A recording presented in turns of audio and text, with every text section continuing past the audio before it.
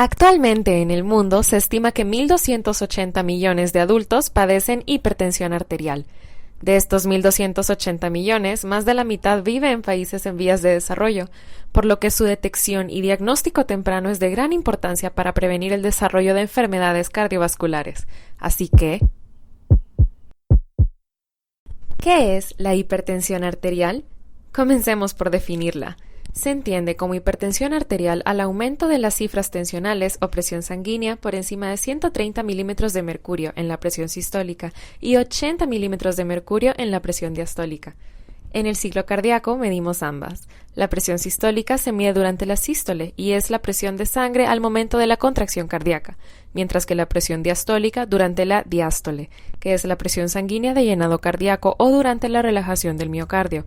Estas cifras deben obtenerse en 2 o más tomas de presión diferentes, con el paciente en reposo y de forma aleatoria. Así podemos clasificarla.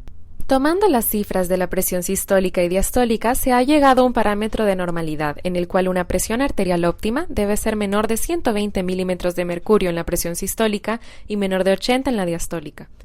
Si el rango sube entre 120 a 129 milímetros de mercurio en la presión sistólica, se clasifica como presión elevada o prehipertensión. A partir del momento en el que tenemos cifras entre 130 a 139 en la sistólica y 80-89 en la diastólica, lo clasificamos como hipertensión grado 1. Y si la presión sistólica es mayor o igual a 140 y la diastólica es mayor o igual a 90, se clasifica como hipertensión grado 2. Claro, esto según las guías de la American Heart Association en 2017, pero estos consensos tienden a cambiar un poco con los años. La importancia de la medición es en cuanto a pronóstico, ya que se dice que el riesgo de enfermedad cardiovascular se duplica por cada incremento de 20 milímetros de mercurio en la presión sistólica y de 10 milímetros de mercurio en la diastólica.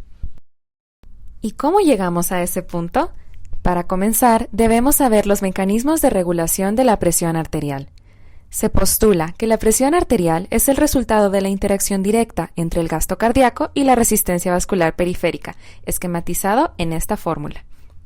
Existen diferentes factores, fisiológicos o no, que intervienen en estas variables, afectando su proporción y magnitud. En el caso del gasto cardíaco, tenemos que está dado por el volumen sistólico y factores cardíacos propios, mientras que la resistencia vascular periférica depende de factores humorales, factores nerviosos y factores locales. Esto quiere decir que cada cambio que ocurra con cualquiera de estos factores y variables va a afectar directamente la relación, aumentando o disminuyendo la presión arterial según sea la demanda de nuestro organismo.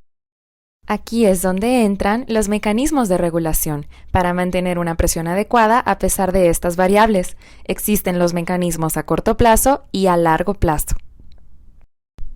Los mecanismos de corto plazo actúan en segundos a minutos y sirven para corregir los desequilibrios temporales de la presión arterial. Los más rápidos son los humorales, que actúan en el control periférico de la vasoconstricción y la vasodilatación, mediado por diversas sustancias químicas. Entre estas se incluye el sistema renina-angiotensina-aldosterona, que se activa al haber una disminución de la presión arterial para producir angiotensina 2, un potente vasoconstrictor. A nivel renal, este sistema funciona como primera línea en la reabsorción de sodio y agua, en conjunto con la hormona hipofisiaria vasopresina, también conocida como hormona antidiurética, dando como resultado un aumento de la presión arterial. Los mecanismos nerviosos son mediados por el sistema nervioso autónomo y se activan mediante nervios simpáticos y parasimpáticos para aumentar o disminuir la presión arterial, respectivamente. Puesto de forma simple, los nervios parasimpáticos actúan a nivel de receptores periféricos cuando la presión se encuentra elevada, por medio de eferencias del nervio vago parasimpático, de esta forma disminuyendo la presión arterial.